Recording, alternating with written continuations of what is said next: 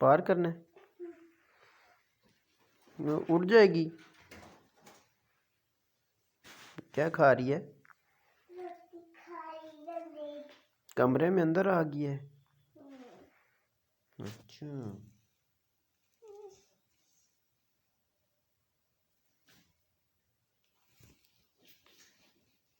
No वो भाग जाएगी। अगर उसके पास जाओगे तो वो उड़ जाएगी बेटू।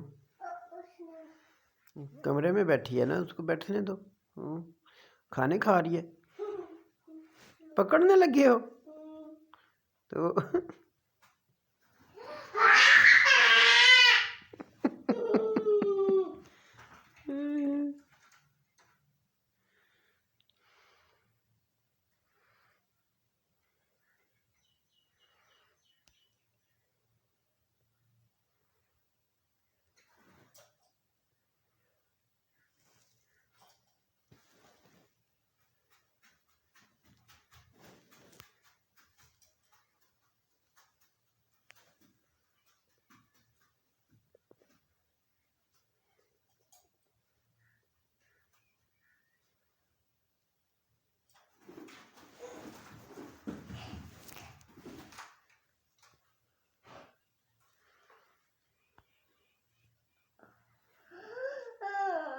कुछ भी नहीं।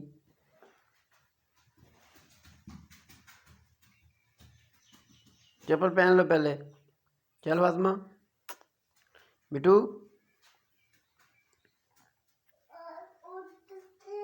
हाँ, चप्पल पहन के इधर।